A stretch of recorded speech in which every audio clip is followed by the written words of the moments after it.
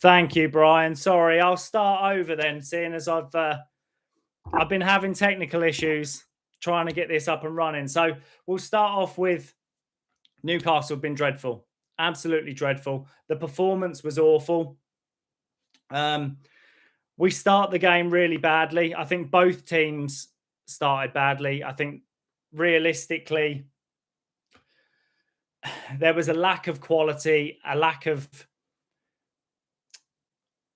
anything in the start of this game, really. I'll be honest. It was slow. It was devoid of quality. The passing was slack.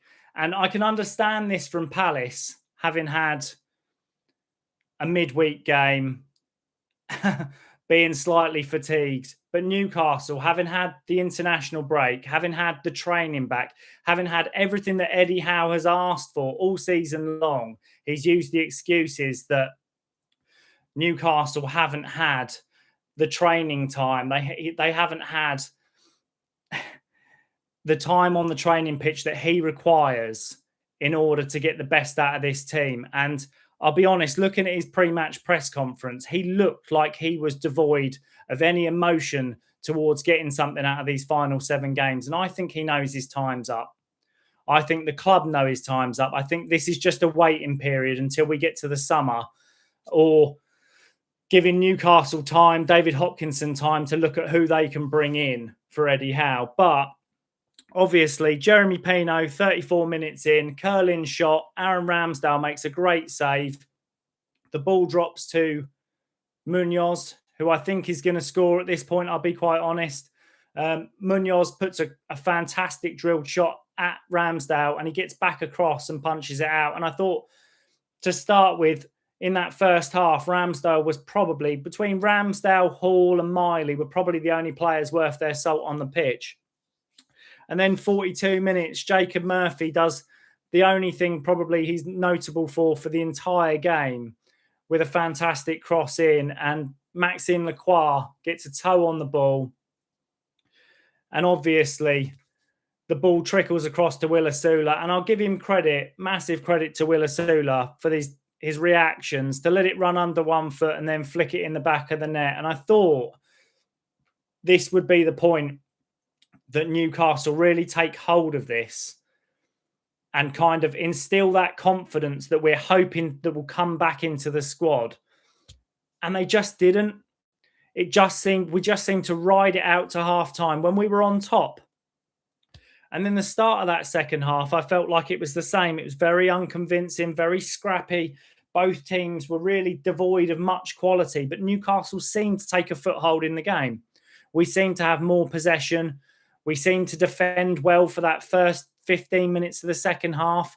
We seemed to start creating something. And the problem with this is we don't have that killer instinct to kill teams off like we used to. Like a season ago or 2 seasons ago, where we'd be able to put a second and a third and a fourth and just bully teams into submission. And by not having that, when it gets down to this last half an hour, and we've seen this all season long, we're just devoid of the quality to see the game out. We don't have... Eddie Howe's not proactive in his substitutions. It's always reactive. So when Jefferson Lerma crashes the ball off the bar 68 minutes from the free kick, I'm thinking, now's the time, Eddie, shore it up. You can see this out. You just need to shore it up.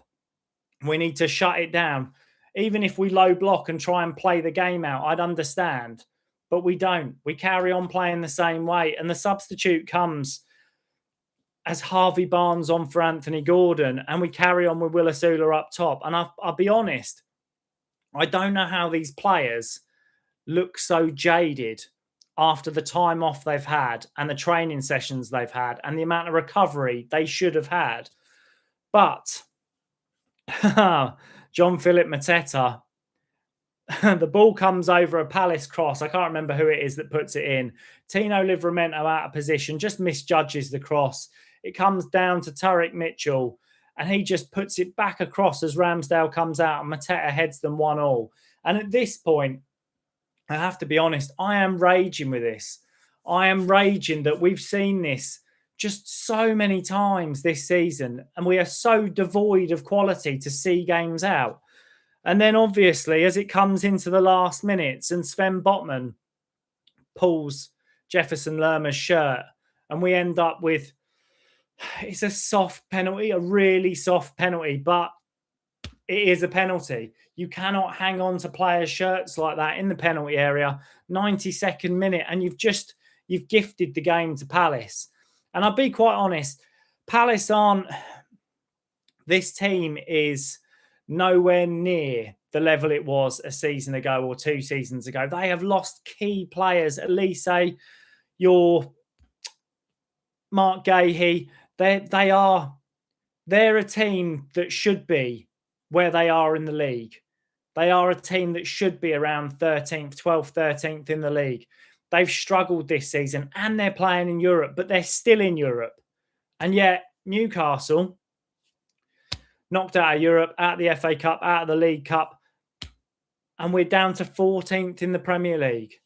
32 games, 42 points is an absolutely ridiculous. It's an absolutely ridiculous season for the money we've spent, for the quality we've got. And I'll be honest, I wasn't pleased when I saw the lineup. I saw the Geordie Journos post a short before the game. And as I saw Nick Voltemade walking into Selhurst Park, he looks so dejected. He looks so down. And I just think we have killed it for this lad. We have absolutely killed it. I think he's going to be ruined. He is absolutely going to be ruined by Eddie Howe and this football club. And we have enough players back now from injury. We've got Jacob Ramsey, who came on, who I thought looked good. We've got a Lewis Miley. We've got a Joel Linton. We've got a Sandro Tonali. There is enough players to field that midfield and stick Nick Voltemade back up front. And you've got 6 games. Play him through his bad spell. Players don't miraculously come out of a bad patch of form by being dropped and getting 8 minutes at the end of a game. You have to play him through this bad spell. And I'm not taking anything away from Will Asula, because I'll give him credit. He puts in the effort, but he doesn't have the quality. He doesn't have the quality to be a starting Premier League striker week in, week out. And great that he got a goal today, and I'm really pleased for him. But we just lack the ability to create things up front. And I think everybody can see it. I don't think anybody thinks that this system being played week in, week out is going to change. I don't think if we go next week to Bournemouth at home and we play the same 4-3-3 with the same lineup and expect a different result, honestly, I think we'll get tanked. Bournemouth beat Arsenal this weekend. Bournemouth play a decent brand of football. They high press, they're aggressive. We've lost that from our midfield. We've absolutely lost that. And the leadership without Dan Burn or Bruno in that team, or even Trippier in that team. And while Dan Burn and Trippier probably haven't been great over the last few games, the leadership in this team is devoid, absolutely devoid. Jacob Murphy was captain today. Did absolutely nothing apart from the cross. I thought he was absolutely awful. Joel Linton, absolutely awful. Had a stinker in midfield. And I think the whole thing around Joel Linton was trying not to get a yellow card. And I'm sure he's been briefed in the, do not get a yellow card. We cannot afford to lose you for 2 games. And sure enough, 1 tackle in the, I don't know what it was, 75th minute, straight yellow. First tackle, straight yellow. It's worrying. It's concerning. I'll be honest, I'm at the point now where I was Eddie Howe out probably a month, 2 months ago. I like the bloke. I like Eddie as a guy. I like him as a person. I think he handles the media very well. I think he's very good at his job to an extent. He has lost his way now. I think he clearly has nothing else to offer to the end of the season. I think the pressure that's on him now from the statements that have been made from David Hopkinson and the club around we will see at the end of the season. I think you can see from his pre-match press conference, he has no idea what to do to the end of the season to get a tune out of these players or this team. And he has no confidence in the players that he has brought in this summer. The fact that you've got Anthony Elanga, Johan Wissa, and Nick Voltemade, plus Jacob Ramsey, all sat on the bench after a 2-week international break. 4 of the 5 signings we've brought in are sat on the bench. What does it tell you? Realistically, he had an absolute shocker this summer. He's bought players that he doesn't have the belief in, that he doesn't think will become the standard to keep us in the position we'd like to be, or aren't up for the fight for these last 7 games. And I'll be honest, the pre-match press conference was a joke. You could see it. You could see he's lost confidence. The time on the training pitch, again, if we think that another week of not playing 2 games a week is going to allow us to push ourselves up the table and that this is good enough, we're kidding ourselves now. We really are. And the squad management, it comes down to squad management. We have got too many players that are running their contracts down or are putting us in a position where they're going to be leaving on a free. I think we've got, Emil Kraft, Fabian Schär, Kieran Trippier. I'm sure there's another one in there. But expiring contracts this summer and have left us no monetary value to sell on. And we're going to have to go out this summer and reinvest when you've got players in this squad that you don't believe in. You don't believe that Anthony Elanga is going to be a starter next season. You don't believe that Nick Voltemade is going to be a starter. You don't believe that Johan Wissa is going to be a starter. So at this point, I'm not quite sure what Eddie thinks the best plan of action is to the end of the season. And I'll be quite honest, I fully expect either a resignation or for us to see Newcastle, the murmurs and the rumours coming out that Newcastle are lining up other managers. And I know everybody turns around and says there aren't managers available. But I look through the managers that are currently available, and there is a Xavi Alonso, Enzo Maresca, Xavi Hernandez, and Zinedine Zidane. Now, all those players might be way out of the remit of Newcastle United. But Newcastle need to be looking into bringing managers that are able to bring in the quality of player that can put us in contention for this top 4 challenge. You cannot expect to spend less and bring in players of a lesser quality than the top 4 teams currently, are all players that are in the big 6, and expect to compete. And while there's a part of me that thinks next season Eddie Howe could come in and once again we get Champions League football playing 1 game a week and we sack off the FA Cup and we have a little run in the League Cup. Realistically, it's no good because you need to be playing European football every season. You need to be making it into the UEFA League, Europa. You need to be making it into the Conference League. You need to be making it into the Champions League successively to draw in the funds to be able to put us in contention. And realistically, the players that are out there today, and I'll be quite honest, I personally think Tino Livramento is already at Man City. I think his head's already at Man City. I think he's on the beach already. His plan for the last 7 games will be not to get injured. I think Sandro Tonali's the same. You see flashes and moments of Sandro looking good. And then on the other hand, you'll see Sandro Tonali playing for Italy like he's an absolute monster, tearing it up. And we don't see that at club level. It's because his agent is shopping him out. It's because he's looking for that move in the summer. And I'll be honest, I don't blame him. The way this team is set up at the moment and the lack of belief, I believe, coming from the squad to the manager, I don't blame him for wanting away. Anthony Gordon, the same. He looked dreadful today. I'll be quite honest. I don't know what we do with Anthony Gordon. I genuinely don't. We've put him on a massive bumper contract, paying him huge wages, and the performances aren't there. They're just not there. He's got links to Liverpool, but I don't think Liverpool will come in and spend big money on Anthony Gordon. I think he is riding it out to the summer to make sure he ensures that he gets an England spot playing left wing. I think the only reason he refuses to play right wing for us is the same thing, exactly the same thing. he doesn't believe that he will get in that England team over Bukayo Saka.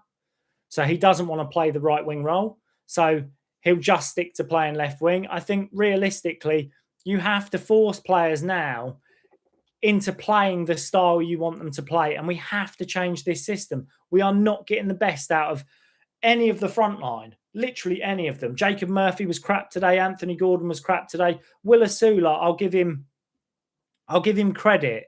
He's a young lad who's had minimal minutes and he's getting in the right positions. But realistically,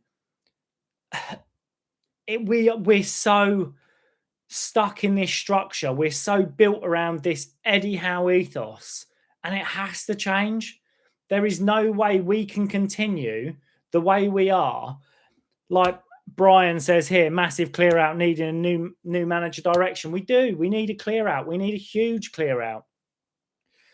The manager has to go. At this point, he has to go. And I don't mean he needs to be sacked today. I genuinely believe they'll ride out the last 6 games with Eddie Howe in charge. I don't think we'll get relegated. I don't think 42 points should see us safely through to next season.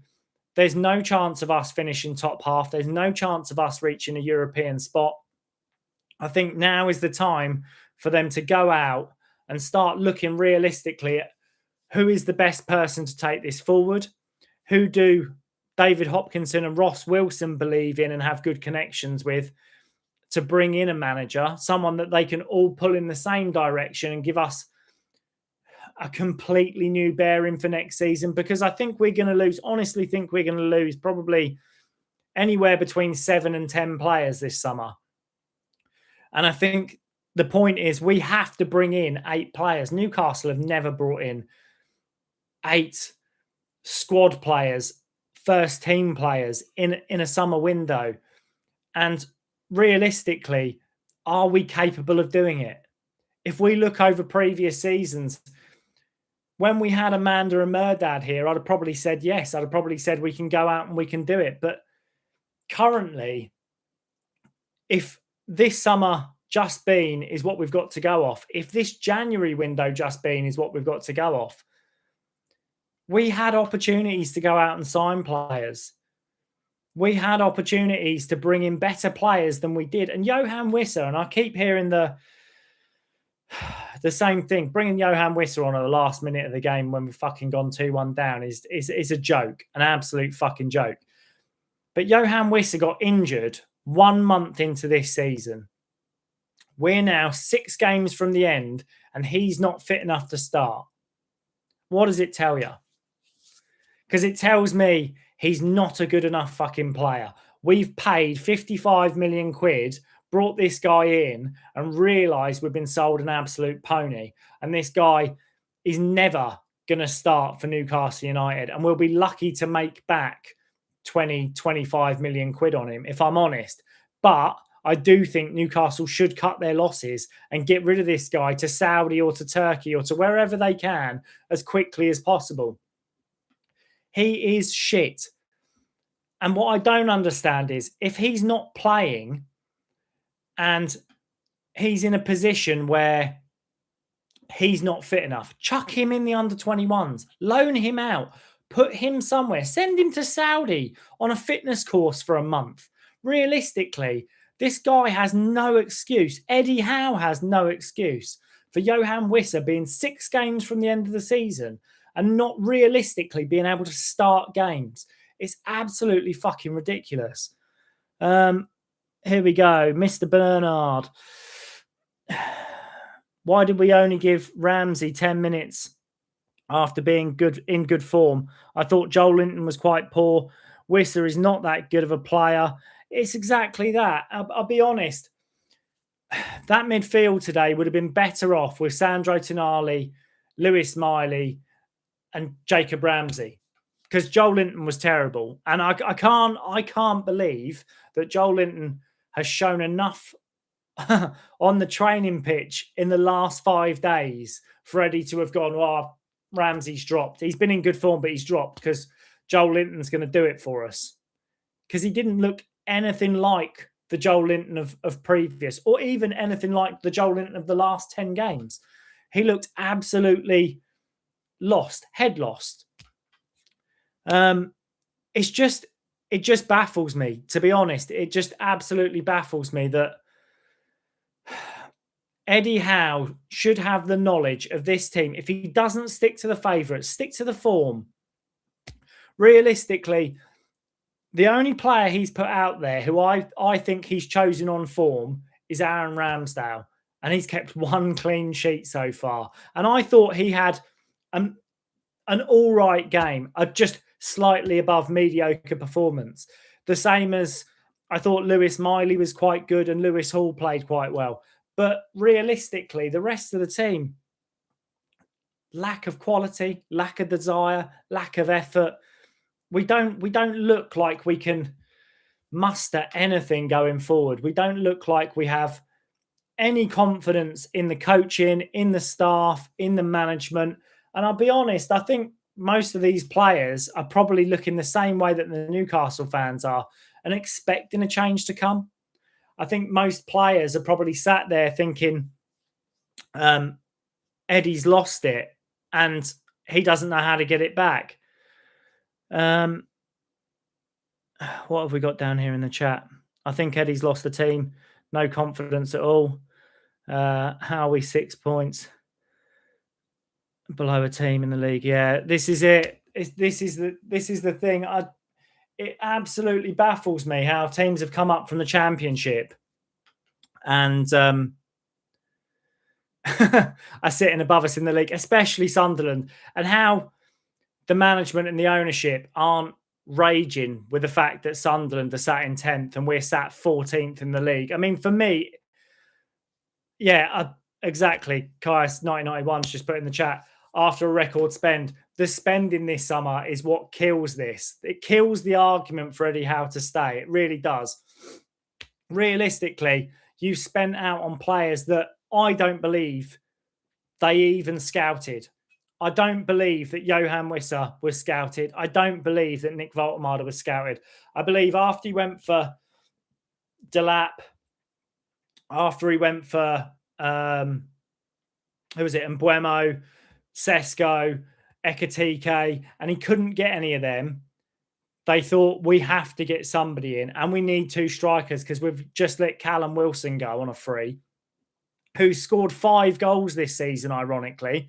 And we've brought in Johan Wissa, who looks like he's going to be the next Callum Wilson. Now he's fucking injury prone and poor with a lack of fitness. And honestly, I don't know how he can sit there and say he believes. He said in his pre-match press conference, you should judge him on all the signings he's brought in his career since he's been at Newcastle. And if you were to go back previous seasons, fantastic. Judge him on every player he's brought in this window, this summer, without a sporting director, where it's definitely his call. Because realistically, in those previous windows, we had sporting directors, other management, people who were there who could put players forward and get deals done. Like I said, Amanda and Murdad, like Dan Ashworth. The players we brought in those windows have worked. The players we've brought in when we had no sporting director, with just Eddie in charge, Anthony Elanga, bench. Jacob Ramsey, while I think he looks good, bench. Johan Wissa, bench. Nick Voltemade, bench. He doesn't believe in any of the players he's brought in this summer. And you can tell from his press conference today that he didn't believe it himself. He didn't believe when he was talking about Nick Voltemade and how he can get the best out of him playing in other positions. He doesn't believe that. He doesn't believe Nick Voltemade is good enough. It's absolutely ridiculous. Ches114, I'm a genuine Eddie supporter. Have been all season. I accept there is mitigating factors, but I'm at an all-time low now. I completely agree. I feel for you, Ches, because I like Eddie Howe. As a person, I like Eddie Howe. I think he's a nice guy. I think he's the right style of manager. He's the guy that everybody would want to have in charge if he's doing well. But I think he has lost his way now. And I think it is time for a change. Everybody runs out of time at some point. Everybody's management career with a club comes to an end. They lose the enthusiasm, they lose the squad, or the tactics don't work anymore. And I feel like that's it. The whole intensity is our identity. Where has that been this season? How many games have you seen us play this season where we've been intense and we've pressured teams and really stuck it to them? And that's the thing. It comes down to nearly every game now. We start slow. We look sluggish in the midfield. Our second half starts slow. And in this last 20 minutes, we throw games away. I think currently we're top of the league for teams to have dropped points from winning positions. And it speaks volumes. It absolutely speaks volumes. Kaius 1991, like I said the other week, mate, David was free. Yeah, Dominic Calvert-Lewin was free. Garassi, 15 million. This is what kills us, is when you look across the transfer window at players that have been sold, like Kaius 1991 said, and I did a video on it previously. Jonathan David went on a free to Juventus, and he's being paid lesser wages than Johan Wissa is currently at Newcastle. There is a handful of strikers out there who are better options for less money, and we chose not to take them. It's just, 24, there you go, 25 points dropped from winning positions.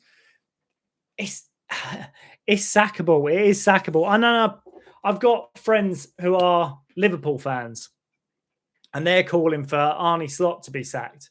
You know, they want Slot out, and he's got them 6th in the league, dropping from Premier League or Champions. Look at Eddie Howe. Look where we finished. We're 10 places from where we finished last season. It's absolutely ridiculous. I don't know how the guy can still be in a job. Like I say, let me know what you guys think. I'm going to wrap it up soon and we'll let this one go. But that's the difference between top clubs. They don't accept dross. And this is the thing. I think we all loved Eddie Howe for winning us a trophy, and it was a magnificent time, and we've all been there and we've lived that experience, and it was great, and we felt like Eddie had credit in the bank. But your credit in the bank runs out, and I honestly believe that his credit has been out for three months. January is when we should have started looking at succession plans. And if we don't have a succession plan, and we don't have Ross Wilson looking at a varied options of players over this summer window, and I mean varied by players that don't fit this system, because I don't want to see us playing this system next season. I don't want to see Eddie Howe as manager next season. And I think there will be murmurings from the club. There'll definitely be reports coming out from journos of other managers being linked with us, and it is be careful what you wish for. I get it. Plenty of people will come out and say you could end up like Man United taking a Ruben Amorim, or you could end up like Notts Forest when they took Postecoglou. But realistically, we're in the same position. We're in the position that Man United were. We're in the position that Notts Forest are. You know, this is time for change now. So I'm going to wrap it up there, guys. But thanks for getting involved. Thanks for commenting in the chats. Like and subscribe. Get involved. Hopefully next time I'll remember to sort out my technical issues before I start the stream. But thanks to everybody. I'm Adam. This is Two for Joy. And hopefully, guys, I'll see you in the next one.